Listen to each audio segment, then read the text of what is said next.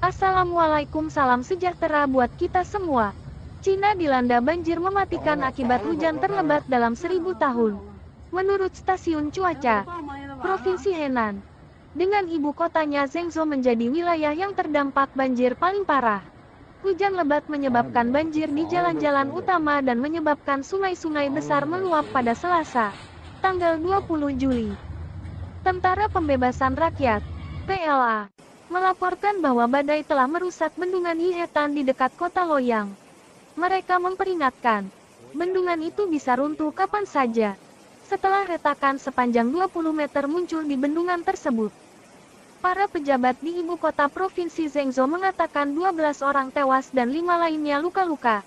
Pemerintah pusat Cina meningkatkan tanggap darurat banjir dari level 3 ke level 2 pada Rabu, tanggal 21 Juli. Hujan deras nan dahsyat telah mengguyur Zhengzhou yang berukuran 2 kali wilayah Austria dengan populasi 94 juta. Sejak akhir pekan, layanan transportasi di puluhan kota mengalami gangguan secara besar-besaran.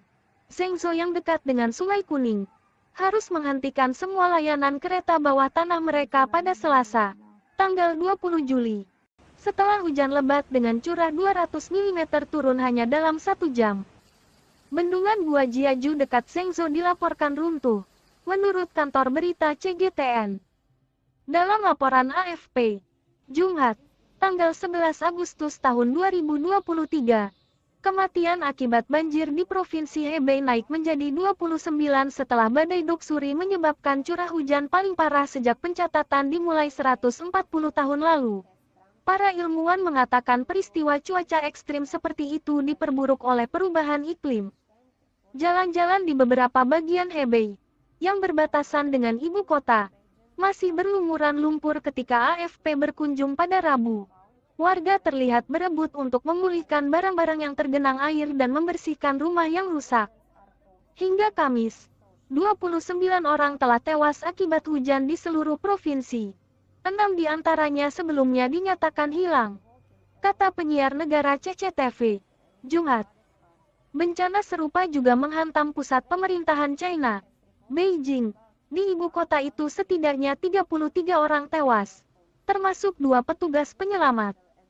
Lebih dari selusin orang tewas di timur laut Provinsi Jilin setelah hujan deras minggu lalu. Di provinsi tetangga Liaoning, 2 kematian dilaporkan setelah beberapa hari pertama hujan lebat pada akhir Juli. Sedikitnya 7 orang tewas dalam banjir bandang di barat daya ibu kota Sichuan, Chengdu, pekan ini. Setelah gelombang air menghanyutkan sejumlah wisatawan di Sungai Longqi. Dan di Gansu, 5 orang tewas ketika mereka tersapu oleh semburan dari gunung pada Kamis.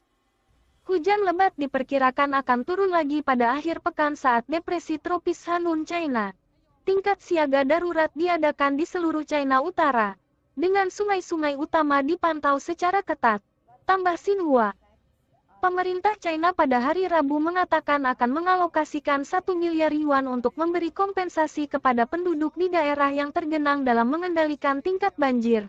Tak hanya untuk pengendalian, dana juga dapat digunakan untuk mengkompensasi kerusakan.